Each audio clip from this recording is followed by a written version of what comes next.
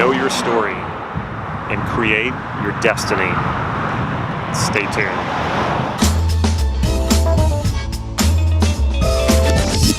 Damon here with NLP Gym. From Tony Robbins to Jim Rohn, trace your personal development history. And if you haven't already, please click subscribe to this YouTube channel so you can get these videos on a regular basis. So why are you watching this video? What are you getting out of this? Why are you here? Why do you read self-help books? Why do you go to workshops and pay lots of money to learn these skills and to empower yourself? And chances are, you've probably taken some shit along the way from family and friends who say, why do you do that? And maybe you ignore them, maybe you try to explain it to them, but they don't get it, and yet you keep going with this. So it must be doing something for you. You must be wanting something out of this, and it must be improving your life, or it must be helping you in some way because you continue to do this. Where did this all start for you? Where was that seed planted? Where you started along this line of wanting to improve yourself and develop yourself and to learn skills and to get better, whatever that means for you. And why is that even important to know that? For me, I can remember my dad was really into personal development and positive thinking, and he would listen to cassette tapes in his bedroom, and he would read books all the time about positive thinking, setting goals, and achieving goals. And he rarely talked to me about this. I would say he never pushed it on me or my brothers. He happened to be devoutly religious and still is. And he did push Catholicism on me, and he pushed Catholicism on my brothers, and I think he had a burning desire to make sure that we ended up taking on the faith and not burning in hell. Well, in our later teens, all three of us, my brothers and I, left the faith for all of our own reasons, and I'm sure for all three of us it had something to do with him trying to push it on us as well.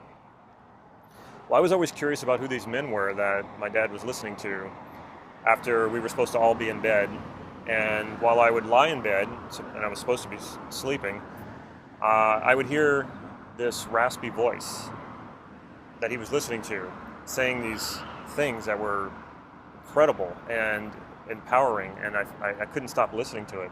And I was far more interested in hearing that than hearing what our priest had to say at church.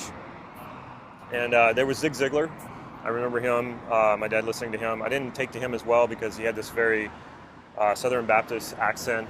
Didn't take to it too well. But that raspy voice belonged to Tony Robbins. And eventually my dad moved on from Tony to Jim Rohn. And Jim Rohn was probably more my speed and probably more my dad's speed. He was a little calmer, not as hyper. I can only take Tony in doses. And Jim Rohn was more grounded, it seemed, and more comforting, and had a very soothing voice, and he kind of reminded me of like my grandfather. One day, my dad took me to see Jim Rohn speak when I was 16, and that was a wonderful experience. And it was during that time, it was at that talk that Jim Rohn mentioned that Tony Robbins had worked for him, and I didn't know that.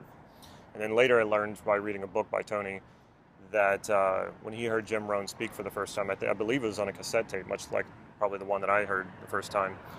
And that was life-changing for him. He suddenly knew what he wanted to do, and he eventually went and saw Jim Rohn speak. He saved up his money and went and saw him speak.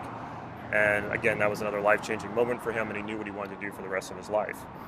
And Tony tells that story. He knows that story very well. What is your story? I just told you my story. And why is that important? Well, I know what drives me. I know that from the very beginning, not from the very beginning, but pretty close, hearing these people speak, and it was more than just Jim Rohn and Tony Robbins and Zig Ziglar. There were more than that.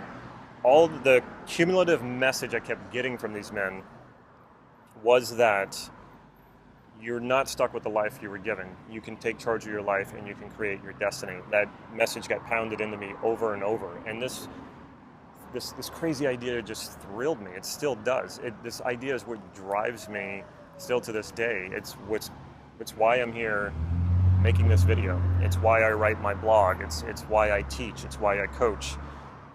And knowing that gives me a sense of what story do I want to continue with. That's why this is important. Where did this start for you? How did you get to where you are now? in this area, in the field of your own development.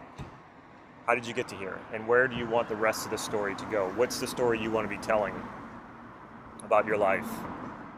And that is extremely empowering, knowing where you've come from. And maybe where you've come from is tons of failures.